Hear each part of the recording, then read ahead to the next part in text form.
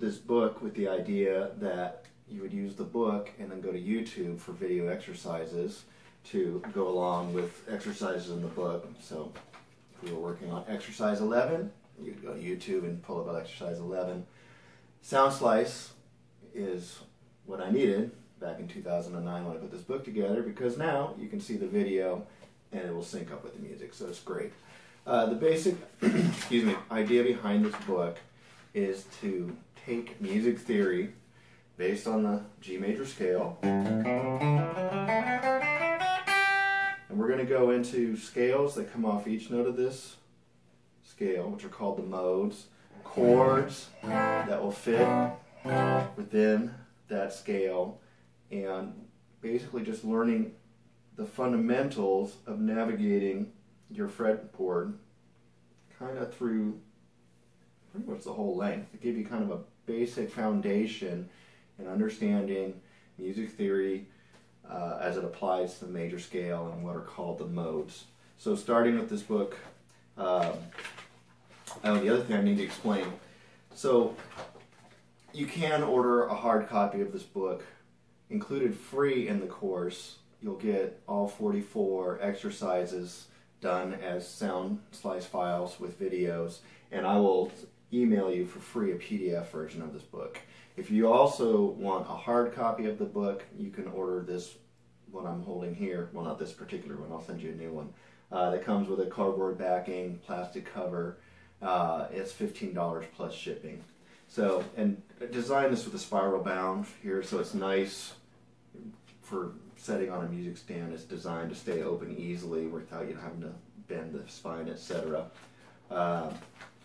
Start out, introduction, showing the basic parts of your guitar, explaining what a bridge and knobs and all that kind of stuff, in case you don't know that. I have a video for this, which is sections called Physiology, explaining your left hand, right hand fingers, how to hold the pick, etc.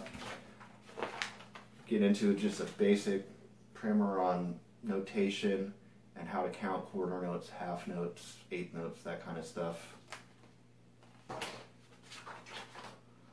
Start off with exercise number 1, which is a great exercise. Most teachers use this. This is just going through, getting your fingers moving on the neck using a pick. Power chords. Again, it's good. When you do the power chords exercise on Sound Slice, there'll be a couple chords. We're going to be playing along with this exercise here, exercise number 2. But if you look at the PDF, you'll also get a variation, a number of variations of chord shapes that you can use, different ways to play power chords, which is going to be a rock punk kind of thing if you're into that sound. Then we break down the major scale, how it's applied on one string, which is good because you start seeing the whole and half steps as we go up the neck, and go through the major scale I just played earlier. A lot of basic chords that you'd want to learn. Basically, I would say memorize all the chords on this page if you don't already know them. These are essential, what I would call open chords. These are chords that are going to work only if you play them using open strings. If we move this shape, it doesn't work. So open chords, these are all your basic major, minor chords, your folk song chords, whatever. These are the essential chords to be able to play a lot of your basic guitar repertoire.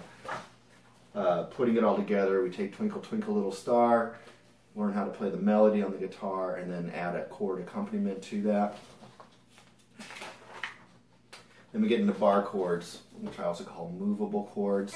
These are chords that, unlike that C chord, which goes out of tune as you move it, if you play a bar C, right, we can move this major shape up and down the neck. It's going to work in any position for any note as a root of that chord. Diagram here to show you how to learn where your notes fall on the fretboard, so you can learn how to play those different notes. Note finding exercise, and then a bar chord exercise, which teaches you to play the different bar chords and move them to different positions depending on what note you want to be the root of that chord.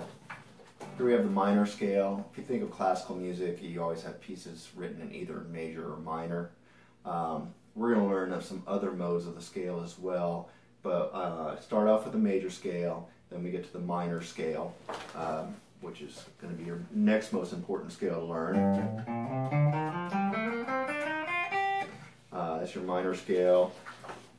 Learn some chords. Again, this whole book is designed where we're going to learn a scale, then we're going to learn a chord progression in the key of that song. So this is a chord progression written in B minor. Then we're going to learn a simple lead to go over that chord progression, and as we go through the book, the songs progressively get a little more difficult. We get into the pentatonic scale here, which is your blues scale, your rock scale.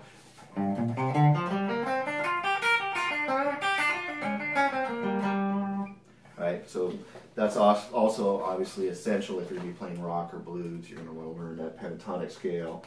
Some basic blues progressions. And again, we learn an easier blues lead and then a more advanced blues lead. Then we get into what I call introduction to harmony, where instead of just taking these individual notes going up the scale, now we start adding the harmony as it falls up the scale. And it's explained how that works. Basically, we're adding thirds to a note. That's your basic idea behind Western music theory. If we have a note, and then we go 1, 2, 3 notes up that scale, we get the first level of harmony, which is called a third. If we go up another 3 notes, we get the fifth. 1, 2, 3, 4, 5. You put those thirds together. 1, 3, 5. We have a major arpeggio. Those are the notes that make up your G chord. So, welcome to harmony. We're learning that. We start with the thirds. Exercises playing thirds on all strings, 6th, 5th, 4th, 3rd, and 2nd. Then we learn how to add that 5th, doing the triads, which is, and playing arpeggios, which is our single note chords. So instead of going up, playing the chords, we're going to arpeggiate those chords. And that's what happens when you stack those thirds up, root, third, 5th. If this sounds a little complex, don't worry, it's going to sink in as you go through the method. It takes a little time to process that and think on it. It'll start to make sense though. The end of the book is what I call the introduction to the modes. And this is something where what I learned a lot from studying with Satriani, and that's a real fundamental basis of his music, and that kind of more exotic sound that he's getting is going and really working towards different tonal centers within the major scale. So I played this major scale here. So if we have this scale going, I'm going to turn that off so I can talk. So what I'm going to do is I'm going to play some different chords, and you can hear how that scale sound is going to change. So if I play G, C, and D, which is your core chords of a G major scale, obviously with the scale it's going to sound like you're taking a G major lead. So we have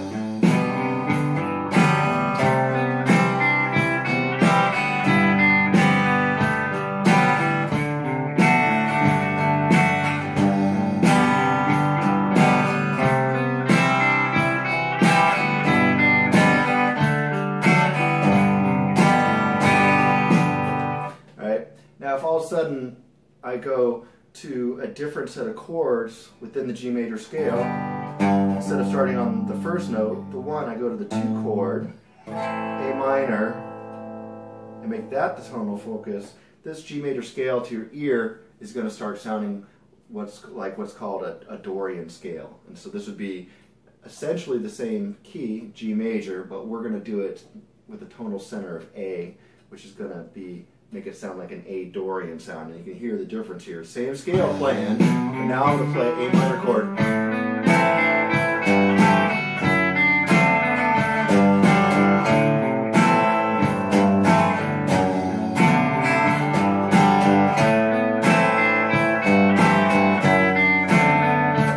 So, hopefully you're hearing that. To me, that sounds different. Just the notes of the scale, different notes are going to be accenting those chords. if we went to a C sound, C to D, that's going to have what's called a Lydian sound. Lydian is the mode that comes off the fourth note of that scale. So if we did the same thing here,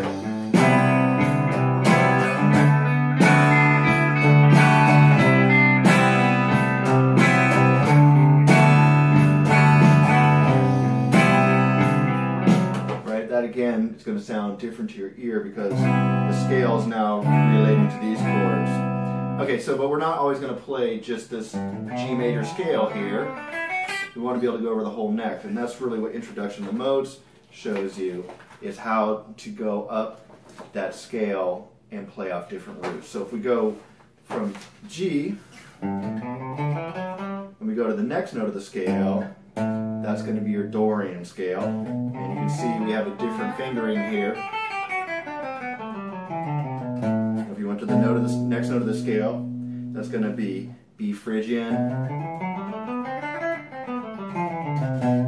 little mistake there. Right, the C Lydian, Mixolydian.